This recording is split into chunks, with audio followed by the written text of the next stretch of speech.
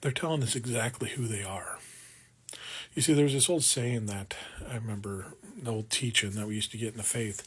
It was out of the abundance of the heart, the mouth will speak. And just kind of it is what it sounds like. You know, if you had evil in your heart, you were going to let evil be shown through your actions and words, and vice versa. If you had the love of Christ and followed God thoroughly, that would pour out, and people would see Christ through you, through your actions and words.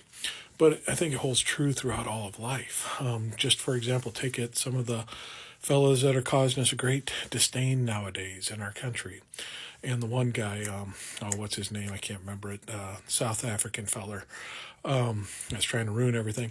He has a savior complex. He's been talking about it for years on how he wants to save the planet. He wants to save people from themselves, help them out, be in there.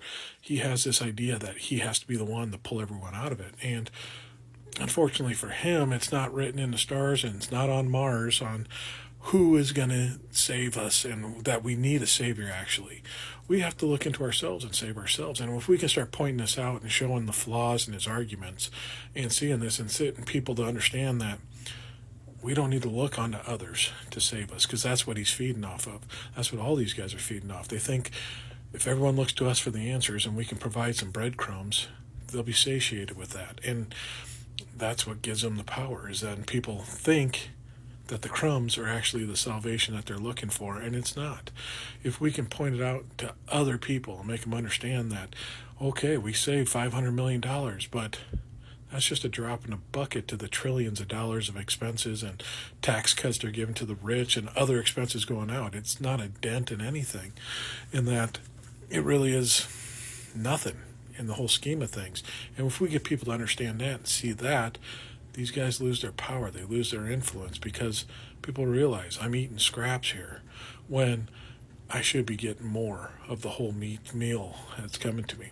And it's applicable in our personal lives. I had an example where I had a fellow that was always telling me how much integrity he had. He was a very integral person until I started pointing out exactly how unintegral he really was.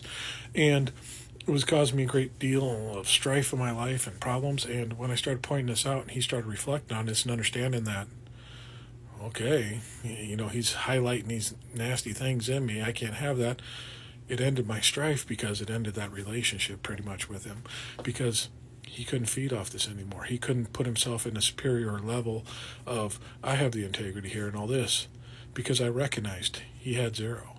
And that destroyed him. So if we can recognize this in people, because people are going to show us who they are, their actions, their words, and everything else come out. The Christian nationalists in our country that proclaim and say that they have the love of Christ and that really truly cared and concerned about the love of humanity, show us who they really are in their words and their actions. They show us how homophobic they are. They show us how racist they are. They show us how insensitive and unempathetic they are in what they do. You can't listen to what they say. You got to see what they do. And when you understand that and see who they are for they are, which I think is pretty easy, most people can see it, then you can start pointing it out to them and other people around them. Because the thing is you can be an asshole back. I heard a comedian say this one time. He says, the guy was being an asshole to him, and he was being an asshole back, but then he realized, if I just be myself and stop being the asshole, everyone else is going to notice who the asshole in the room is. And they're going to start calling it out on him. And that guy's going to shrink, and he's going to lose influence on everyone else, because you're not being a jerk back. And everyone's going to see that. And they're going to see who the true problem is in the room, and they're going to take care of it as a group, because everyone sees it then.